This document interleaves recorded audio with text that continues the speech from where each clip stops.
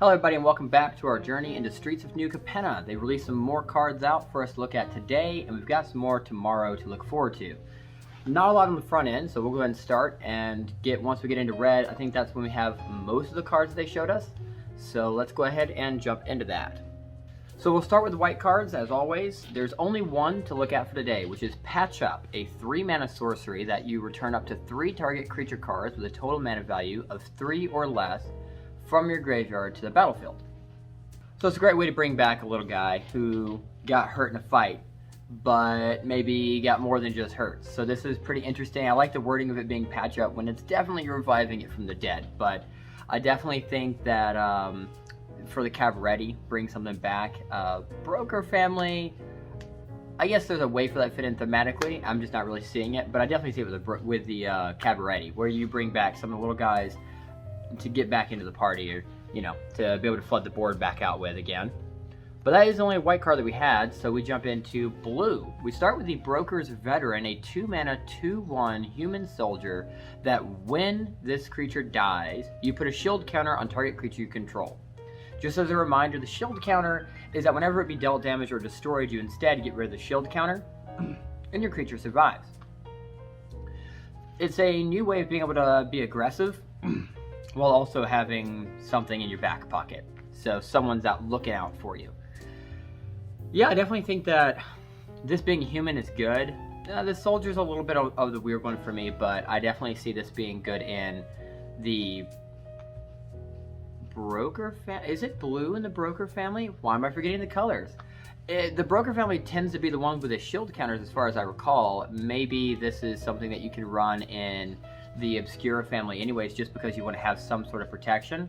But either way, the card itself looks pretty good. A 2-mana 2/1, and it gives a shield counter to something when it dies. So you're hopefully protecting something bigger, or at least something more important. Because this thing came in with its own shield counter instead, is not as relevant as giving it to something that has, say, Death Touch, or maybe something that when this creature attacks or when it deals combat damage to a player type deal. So definitely can see this being better on something else. So I'm glad that they went that route with this card. Next we have Case the Joint. Of course you have to case the joint before you do a heist. This is a 4-mana card. It's an instant that allows you to draw 2 cards, look at the top card of each player's library. This is an Obscura card, absolutely. Gathering all that sort of information before you make a move. Oh yeah, to me this speaks Obscura family. This is making sure that you know what your opponents are going to have at their disposal before they do, and then maybe you can mill them if it's too good of a card. So you can combo that out, I think, with the Obscura family, take care of their stuff, go in or steal it even with your rogue, that's going in, stealing cards from your opponents. Either way, I think this is a great way for you to gather that information, be able to plan out your opponent's turns almost before they get to, and if nothing else, then it lets you be prepared, maybe leave some mana open for those counter spells you're going to need to use. So next that brings us to the black cards. That we start with Deal Gone Bad, a 4-mana instant. Target creature gets -3/-3 until the end of the turn, and target player mills 3 cards. I mean, this goes really well with casing the joint out, This is, I case it out, don't like what you have, so we're going to get rid of what you have. But this is pretty good. 4-mana -3/-3 is not all that great, but being able to do -3/-3, especially maybe against the Cavalry where they have a bunch of little creatures out, this is probably going to kill something on the board. And if it doesn't kill something on the board, it does severely weaken something. But for 4 mana, if I'm playing a spell for 4 mana, I do need something to die. That's that card. And then everyone, one person milling, that target player, that could be you if you're self-milling, which I think is also a theme we're seeing here. Or if you need to get rid of something that you think your opponents are going to draw into, maybe you saw them scry or something that they put on top of their library from their graveyard, whatever the case may be, this is a great way for you to be able to answer that problem before they even have a chance to draw into it, punishing their slower resurrections. Next we have the Girder Goons, a 5-mana 4/4 Ogre Warrior, which makes me feel like these are like Riveters. When the Girder Goons dies, create a tap 2/2 black rogue creature token. It also has Blitz for 4 mana, meaning you can cast it for its Blitz cost instead of the 5 mana cost to actually play this creature. The downside is that when this creature dies, you draw a card, yay, but you do sacrifice at the beginning of the next end step. So just kind of get them out, they do something that turn, and that's as much as you're getting, because they do get haste when you blitz them out. Like the 4/4 comes out, you attack with it, and when they die you get a 2/2 rogue creature, and then you also get to draw a card and discard a card, or I'm sorry, you get to draw a card, and you just lose this one creature. So one creature for a 2/2 and a card draw, and dealing 4 damage out to something, depending on if they blocked or if you attack them directly. Either way, I think it ends up being pretty good. And for 5 mana, there's a lot happening. So sometimes it's good to have a lot of different things happen, so your opponents maybe lose track of the threat that's on the board. Their threat assessment kind of gets mixed up a little bit, or they just don't really know how to react to it, or maybe they just instinctually stop this card from happening because, okay, there's too much things you're doing right now. And if that's the case, then you're probably getting them to waste out a counterspell or a removal when they should be saving it for one of your bigger creatures, or maybe one of your better spells. So I think this is a good bait card. And even if they don't stop it, there's enough stuff happening to where if you get it out for the blitz cost, which is cheaper anyways, then I think it ends up being a bigger threat, even though it's right about to die. Rogues have more synergy than ogres do. Warriors have some synergy with the samurai that we saw from the Kamigawa set, so maybe we see some interaction there. But just looking at this set and this card by itself, I think that this set has a lot more rogue synergy than it does warrior synergy. So even if you're just playing with this set, I definitely see this card being really good, as long as you're getting that rogue out at some point. It being exiled would probably be the worst case scenario here. Alright, next we have the Night Clubber, a 3 mana 2/2 human warrior that when this enters the battlefield, the creatures your opponents control get -1/-1 until the end of the turn. This also can be cast for Blitz for 3 mana, so it's the same mana. The only difference is that the Devotion is only 1 black requirement for its Blitz cost, whereas for its normal cost, it is 2 black mana requirement. So maybe you want to blitz this thing out, and you get this thing, you play this thing, all your opponent's creatures get -1/-1. This thing swings and attack. When it dies, you get to draw a card, and it sacrifices the beginning of the next end step, which means you do draw that card regardless, as long as they didn't exile the creature. So it's not bad for 3 mana to get a card draw when it dies. The only problem is that it has to die right away, but it's only a 2/2, so you're not missing out on much. Whereas whether or not this card is really good just depends on what you're doing with it. I think this is better when you're trying to do an aggressive play with other creatures you already have on the board. I don't think you're killing a lot of creatures. I don't think that your opponent's going to be blocking a lot of your stuff unless you have big threats. So this is best played when you already have established threat on the board. Then next we have Rogue's Gallery, which is a 3 mana sorcery. For each color, return up to 1 target creature card of that color from your graveyard to your hand. So this is really good in a multicolored deck, and with a family, you usually will have 3 colors that are in your graveyard. So for each one of those colors, you can choose and return a card. So that's, I think, really good, especially in a set where they're pushing 3 mana decks. And it's nice to be able to capitalize on that. And as for this card specifically, obviously you're running this in a deck that already runs black cards, so it does limit you to that point. Like, you do at least have to have black when you're playing this card. So odds are you at least have 1 color you're pulling from in your graveyard at this point. It's 3 mana cards, so you're at least waiting until turn 3 to play this, so something's in your graveyard. So I think you hold off on this, and this is more of a later thing.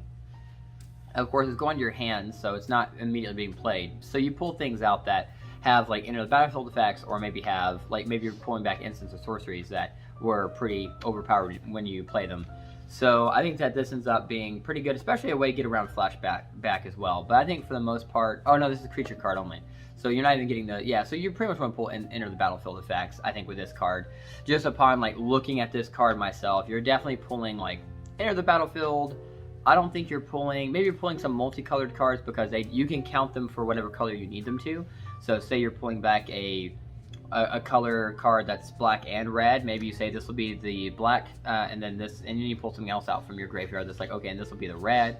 So you can definitely pull something back to your hand. If you wait long enough, odds are your opponent has taken care of a big creature on your side of the board. And when I say big, I don't mean like 10-10 or anything. I just mean like a big threat. So maybe you wait until that threat's been dealt with, and then you pull it back. So they've gotten, maybe they wasted their really good board wipe, or they wasted some hard removal. Then you've pulled back that thing that they answered back to your hand, and their card is gone in the graveyard because they've already used it. So they may have another one, but it at least makes them have to do it again. And it also, if you play your cards right, you know that they will assess it as a big threat. Maybe you can use that to your advantage. Alright, and the last one for the black cards is Tenacious Underdog, a 2-mana 3/2 human warrior. The ability is you may cast this card from your graveyard using its Blitz cost, and its Blitz is 4 mana, but you pay 2 life. I think that's amazing still, because you can pull it from your graveyard, and then you're always getting card draw. It's 2 life to have a 3/2 with haste and draw cards into your turn. So it combos well with the second card you draw on each of your turn cards as well. If you combo this out right, I think this card is pretty good. 4 mana is a little steep, especially since you're adding 2 life to it, but you know, I think that this is something that's probably doable, and maybe people will use it in ways that are just insane. I mean, when you have something that summons from your graveyard, almost everyone's going to try to break that card, but even without this being broken, I can see some potential synergies that would make this card really good. I just can't put it together myself right now, but I can feel it. I feel it. We're so close. So this is half of a great combo. Alright, that brings us to red cards. That was it for black. So for the red cards, we start with the Glittering Stockpile, a 3-mana artifact treasure, where if you tap it, you add red mana, and you put a stash counter on Glittering Stockpile. If you tap it and sacrifice it, you get X mana of any one color, X being the number of stash counters on the Glittering Stockpile. So the more you add to, you're taking a little bit away, but you're adding a lot more to it, and so the more that you add to the stockpile, the better it is later, but at some point, you've got to cash it all in. You can't just use the color that it's giving you besides red. You can't use, oh, I'm going to use some of the stashes I've got on it. So it is I'm going to use all of what I've saved up on this really cool spell or this really cool creature. But I still think this card ends up being pretty good. And it's an artifact, and it counts as a treasure, and that does combo well with other cards that say when you sacrifice a treasure, do this thing. So as long as you're not using their sacrifice a treasure ability, and they just combo off with when you sacrifice a treasure token, then that would work pretty well. So next we go with Involuntary Employment. I think we've all been there. This is a 4-mana sorcery. You gain control of target creature until the end of the turn. You untap the creature, and it gains haste until end of turn, and you create a treasure token. Well, that's pretty good. I think it's funny that you're not really paying the creature so much as you are paying yourself. Like, the creature's earning you money. So I'm not really sure if I'd call it employment. I'd call it maybe conscription or something. But we already have a conscription card, and it's for my Lord and Savior Eldrazi. But Involuntary Employment, this is a really fun card. Most red cards like this are the ones that gain control of an opponent's creature, have it on your side of the board, untap it, it has haste. It's nice that this one adds on the benefit of a treasure token. Most of the time when we gain control of an opponent's creature with red cards until end of turn, it's usually for 3 mana. So we're looking at an extra mana for a treasure token, and the treasure token itself sacrifices to add a mana of any color.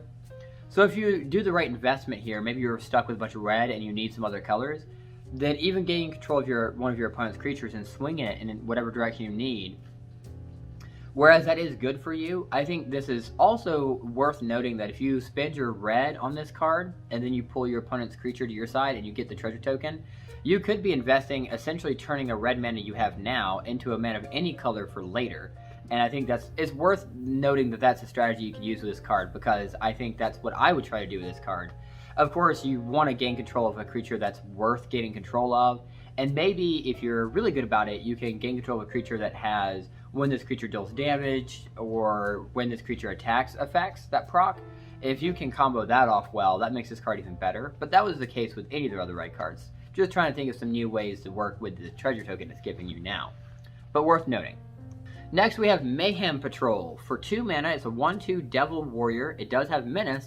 When it attacks, target creature gets +1 power until the end of the turn. But it also has Blitz, where you pay the same mana it would pay to create this creature, gives it haste, and of course it does get sacrificed at the end step, but you get to draw a card. Well, I think that this card is pretty good. It's difficult to imagine a 2-mana card being important in a combo, but it can definitely be useful, especially the Blitz cost, where it's menacing immediately. But it is only a 1/2. You are drawing cards at the end, sure, but it is also, when it attacks, only giving a creature +1 power, which isn't exciting. So I think maybe I'm missing something here, but the only thing that I can see this being useful for is because it has Menace, it's less likely to be blocked. So you want to have something that says whenever a creature you control deals combat damage to a player, or something along that nature. is what I think. Because especially if you play this out for Blitz, your opponent's not going to block a 1-2. Even, I mean, sure, it has Menace, so if they do block, they have to block with 2 or more creatures. But odds are they're not going to block this creature. It's a 1-2, and they're going to have to waste 2 of their creatures to block this thing. And if you blitzed it out, then they know for sure it's getting sacrificed at the end of the step anyways. They'll live. It'll be fine. So you definitely want something that makes this thing more of a danger when it comes out. That's my take on this card. Next we have the Plasma Jockey. This is a 4-mana, 3/1 Viasino Warrior. Whenever this attacks, target creature and opponent controls cannot block this turn, and you can blitz it out for 3 mana. Another blitz card, which is nice to see. A 3-mana 3/1 with haste and draws you a card but dies at the end of the turn, and every time it attacks, you target creature and opponent controls can't block this turn, is a lot better than a 4-mana 3/1 that has Summoning Sickness that eventually, when it decides to attack, does this really cool thing. Because you want more toughness with 4 mana, but honestly with 4 mana you need more power too. So you pretty much want it out for the blitz cost. So if you blitz it out, it needs to be useful that turn. You need to wait to play this when you have enough creatures on the board where you're about to do a good swing. So I could see this comboing a lot better, but still, it does require a little bit more working around this card. Next I bring us to the Tenacious Pugilist. It's a 5-mana 4/4 Ogre Warrior that when it attacks, you create a tapped and attacking 1/1 red devil creature token that, like all the devil tokens, when this creature dies, it deals a damage to any target. You can blitz this guy out for 4 mana, but of course, again, you'll draw at the end of this at the end step, but you are going to sacrifice this creature at the end step. So this is probably one of those situations where it might be more worth the 5-mana 4/4 drop. That way you can attack more than one time with this creature, because you want it to be able to have that little devil on his shoulder coming out every time it attacks. So, whereas whether or not this card is really good, I see this as being a 5-mana 4/4 on turn 1, but the next turn on your next turn, when it attacks, it was essentially a 5-mana 5/5. It just didn't do anything else. So I think eventually I can see the usefulness of this card, but it does need haste for it to be really good on the first turn you play it. And for that to be the case, you'd have to blitz it out, which means you're sacrificing it. So I don't know, this card's tough to evaluate, but I'm not really a big fan of this card looking at it right now. But we'll see what happens or what y'all's thoughts are in the comments. So now we get to see a little bit more into the Riveters. The Riveters Initiate is a 2-mana 2/2 Viasino Citizen. For 2 mana, one of which must be black or green, this gains Death Touch until the end of the turn. Not bad. 2 mana 2/2, and for 2 more mana gives it Death Touch. It's slow, but I can see it. The Riveters also have a Requisitioner for 2 mana. You get a 3/1 Viasino Rogue that whenever it dies, you get a treasure token, and if you can also blitz it out. Yeah, you want to blitz this thing out. It's more expensive to blitz out for that reason, but I can see this one being more useful blitzed out, where you're getting a 3 mana 3/1 haste and then it's sacrificed at the end step, but if it dies anyways, you get a treasure token and you get to draw a card. Yeah, again, the more things you have happening with one card, I can understand having a higher cost to, so I think this card is actually good. And it being a rogue combos well with other rogue cards. I just don't know if red's the right way to go with that, but if you can squeeze it in, the more rogues the better. So, I like it. Alright, and then we have Widespread Thieving for 3 mana. It's an enchantment with Hideaway 5. Again, you look at the top 5 creatures library, you exile one of them face down, and the other 4 go in the bottom of your library in any order, or in a random order. And usually the cards will have a way for you to pull that card out. This one says, whenever you cast a multicolored spell, you get a treasure token. And you may pay one of every color, and if you do, you can play the exiled card without paying its mana cost. So you definitely want to hide away something really, really good.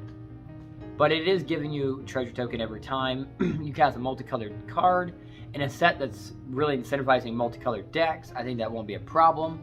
So, and the multicolored cards are all pretty good too. Just make sure when you hide something away, you're hiding away something that's worth 5 mana. That's what you want to do here. But all in all, I think this is a good card. So that's it for our red cards. That moves us to green. We're going to start with the Bootlegger Stash for 6 mana. This is our mythic rare artifact. Lands you control have the ability that if you tap them, they create a treasure token. I think most of us know this, but I want to make sure I say this out loud here, that when a land takes on another ability, it is an either or. So say I had a forest on the board, I cannot tap it to both give me a green mana and this treasure token. It is an either or. I do have to pick one. So odds are I'd create the treasure token. Worst case scenario, I would just tap and sacrifice that treasure token and then be able to use it right now for the color I need. So it works out better that way, and this combos really well with cards that say when you sacrifice a treasure token, blah blah blah, XYZ happens. So it's always going to be more efficient for you to tap your manas to create the treasure token and then tap and sacrifice the treasure tokens instead to produce the mana, even if it's the same color that the land you had would have produced you. And that's at a bare minimum. That's not even taking into the fact that treasure tokens are a huge deal in this set, and they have been a big deal in a couple other sets that we've seen come out. So, yay, more treasure tokens. So I think this card is an amazing card, and I have to have this card, which makes me feel like I should run Cabaretti family instead of the Obscura family. Stuff to think about, everyone. Stuff to think about. Next, we have the Daiya Strongarm. Y'all let me know what you think. It's a 5-mana 2/3 human warrior that when he enters the battlefield, you put 2 +1/+1 counters on target creature, and you can blitz them out for 4 mana. I don't think you need to blitz this one out. I think that this is a 5-mana 2/3, put 2 +1/+1 counters on target creature. It's slow, don't get me wrong, but it's... if you have to pay it for 5, I don't think you're upset, because the Cabaretti family is better late than never to a party. I mean, honestly, the party doesn't start until late anyways. You've got to be fashionably late to the party. I mean, rushing into it is sometimes not a good thing. So, I don't think you have to blitz this out on a serious note. 4-mana 2/3 with haste is great. With the two +1/+1 counters being distributed, and you get a draw card at the end of the step, and you lose this card, but I think that the Cabaretti family might be able to survive with this thing. If you can get this thing on the battlefield without paying for it at all, though, that makes this card way more valuable. I just don't know how much the Cabaretti could be able to do that.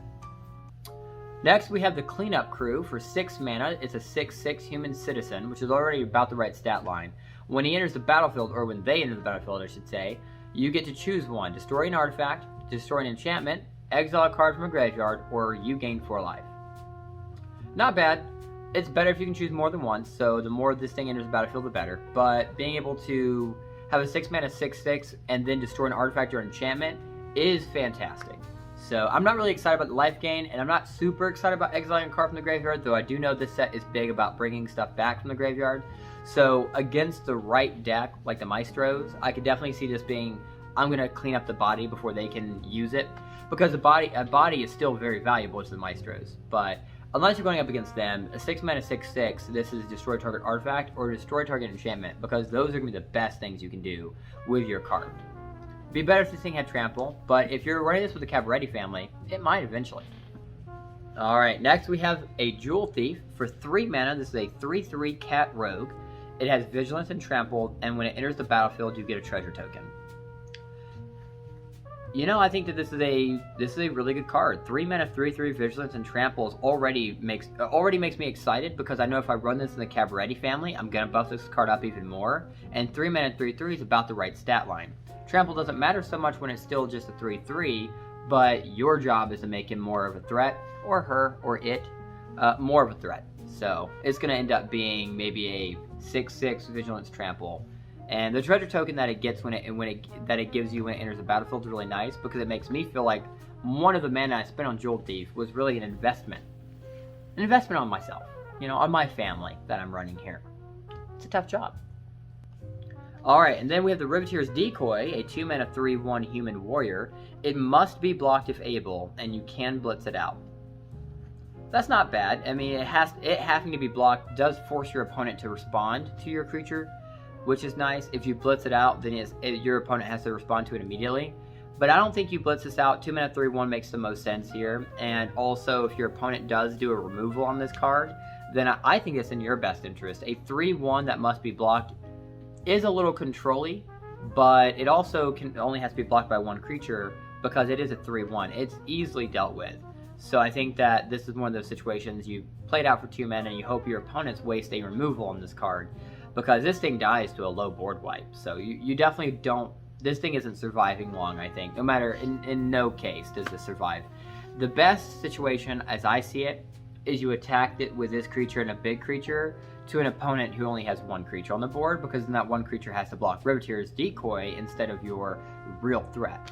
But I don't know how often that'll happen. maybe if you play your deck right, it happens very often.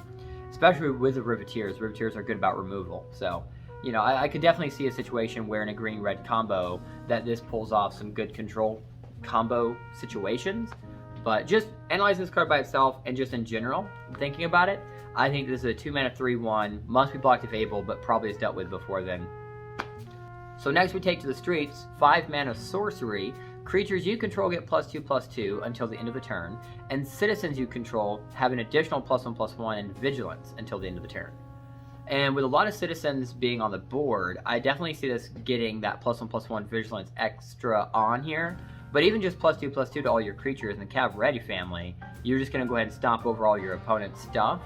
And I think that this ends up being pretty good. I'd prefer this to give out some trample for 5 mana, but vigilance isn't bad. So if you have a bunch of citizens on the board, especially because they're all probably tokens, they're all probably citizen tokens, green-white citizen tokens. If that is the case, then giving them all +3/+3 makes them a 4/4 with vigilance, and that's if you haven't buffed them at all up until this point. So 4/4, they all have vigilance. It's good because then you have blockers at the end of the day. So this is a good card. I'm a big fan of trample. I'm a big fan of vigilance, first strike. Big fan of flying. Not saying we should give these things flying. That would be insane for 5 mana, but I think trample would have been nice. Finally, for the green, we have the Workshop Warchief, a 5-mana Rhino Warrior. It's a 5/3 with trample. And when this enters the battlefield, you gain 3 life.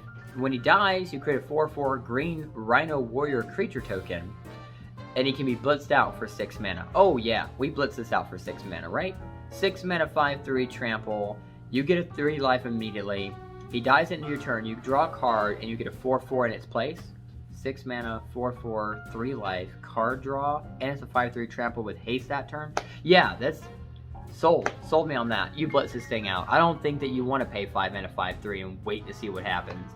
Make your opponent respond immediately. With all these different things happening with one card, it's extremely good value, and it makes it seem like more of a threat, maybe even more so than it actually is, I think.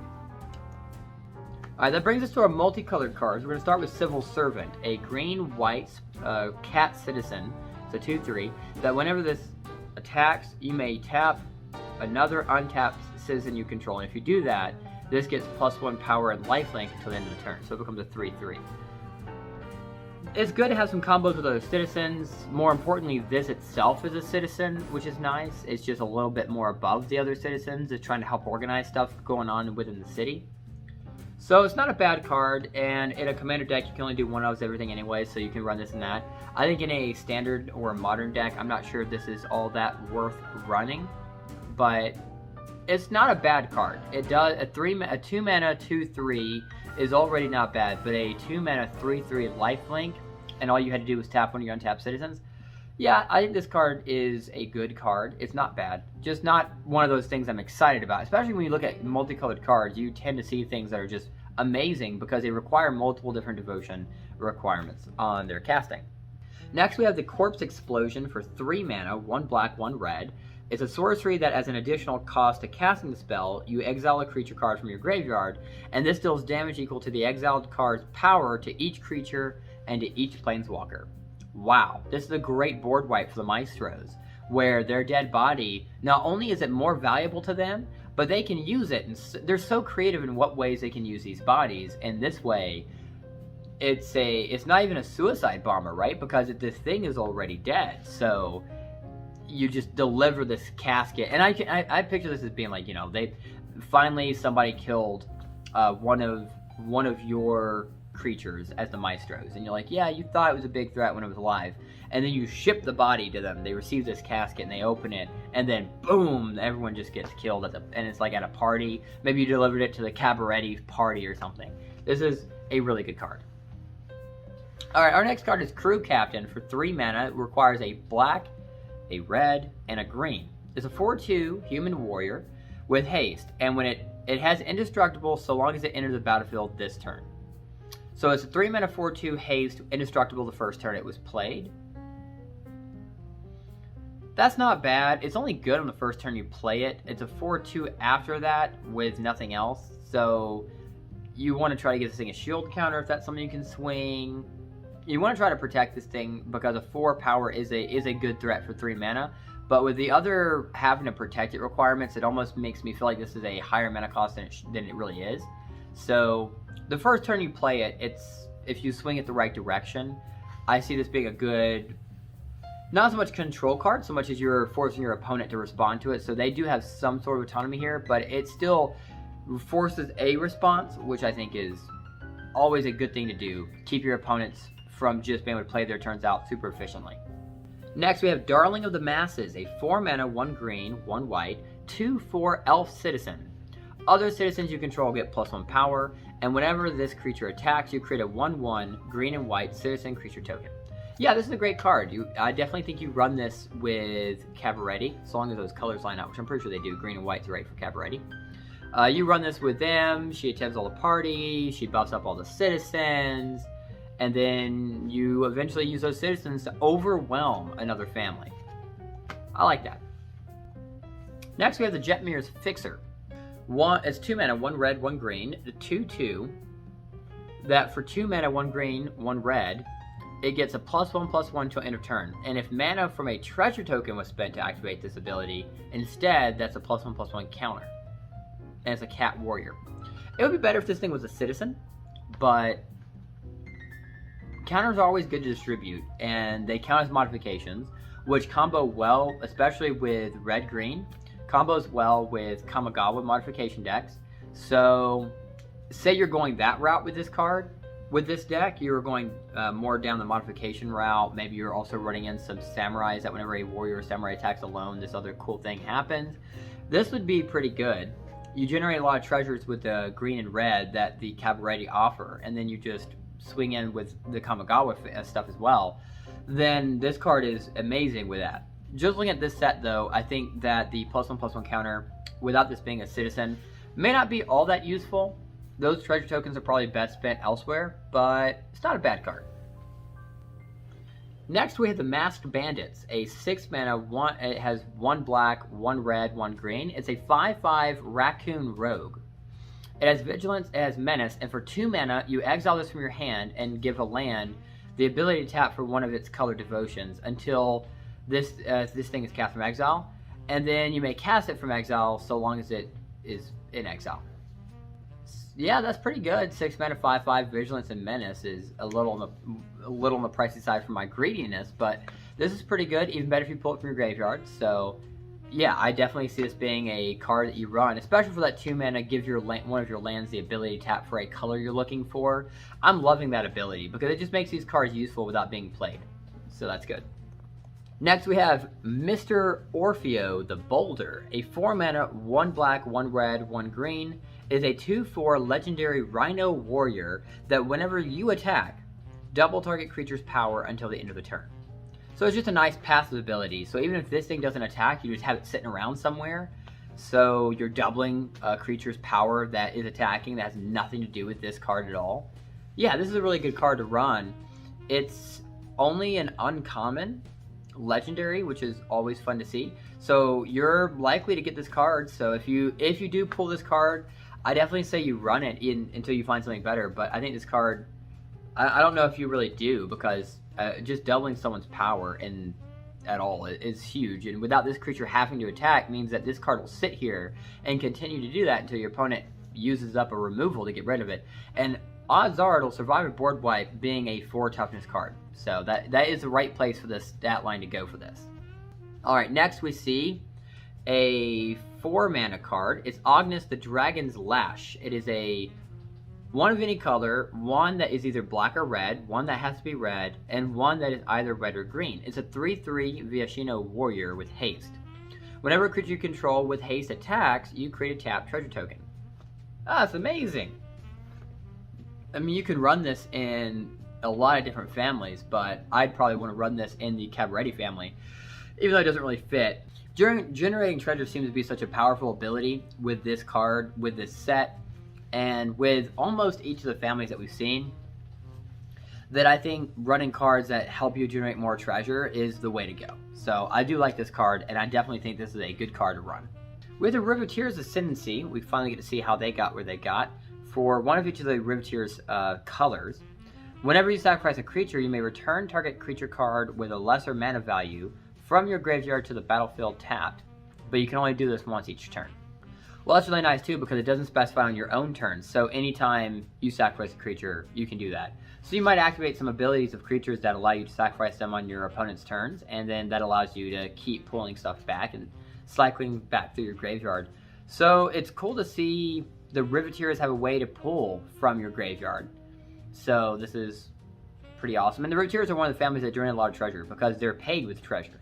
Because they're the muscle of all the families. They're the people you go to. The cabarets go to them to make sure that they can be there guarding their own events, being bouncers essentially, make sure they enforce the rules of the party. The maestros hire them to do some of the dirty work when it requires getting hands dirty because they're clean assassins. So I definitely see this card being really good in the Riveters, and I see the Riveters being a lot better being able to pull from their graveyard because the maestros are the ones who seem to be best at it, but the Riveters being able to have some of that themselves is nice to see. Alright, and the last multicolored to look at here is Ziatora's Envoy, which is a 4 mana, one of each of the Riveters colors, 5/4 Viasino Warrior with Trample. This thing says that whenever it deals combat damage to a player, you look at the top card of your library, and you may play a land from the top of your library, or cast a spell with mana value less than or equal to the damage dealt from the top of your library without paying its mana cost. And if you don't, you put that card in your hand instead.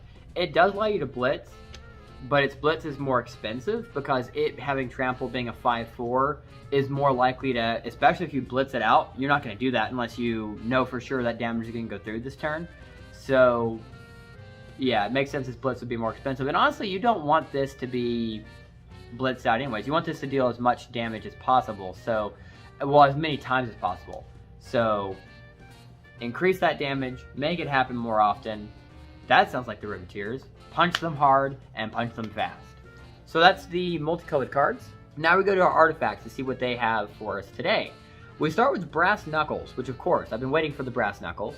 This is a 4 mana artifact equipment that whenever you cast this spell, you copy it. And the equipped creature has double strike as long as 2 or more equipments are attached to it. And you equip it for 1 mana. So at the bare minimum, it is a 4 mana, and then you equip each of the Brass Knuckles, because it did copy itself, onto one of your creatures, and that is what gives that creature double strike. But if you have other equipments, that's even better, because the other Brass Knuckles can go to another creature, combo off with another equipment, and now you have 2 creatures with double strike. But I also like comboing double strike with Trample if I can. So I could see this going with the Riveters or the Cabaret, where you're getting these big creatures out, and then now you're getting them out with double strike and Trample. So that way, even if they block, it's still really, really bad for them. Next, we have Cement Shoes, a 1 mana artifact equipment that the equipped creature gets +3/+3, and has the ability that at the beginning of your end step, you have to tap the creature. The equipped creature does not untap during its controller's untap step. It equips for 2 mana. +3/+3 is nice, but the other stuff is such a big downside. I don't think Cement Shoes is all that great, unless it's comboing with abilities that say, oh, when this creature is tapped, this cool thing happens. So Cement Shoes really holds someone down, and I think it does so much that this doesn't end up being all that good of a card. Alright, and the last one we have is a Scuttling Butler, which is a 3 mana 4/1 artifact creature construct that at the beginning of combat on your turn, if you control 2 or more multicolored permanents, then this gains double strike until the end of the turn. Double strike is really nice. 3 mana 4/1 double strike is really good, and having 2 multicolored permanents on the board doesn't sound as hard to do with this set, since you're doing at least a multicolored enchantments if you get them out, and then you're probably going to try to play multicolored members of the families that you're playing. So I think Scuttling Butler does end up getting double strike, and that's not bad, but it doesn't make sense to run this without synergy with other things that combo off of artifacts. And of course, because I just said it with the last card we looked at, I'd want to give this card Trample if I can. So I think this card is a good card and likely to go off in this set. Definitely good for drafting, but I'm not sure this is great for constructed because I think you want synergy with artifact stuff before you're running cards like this.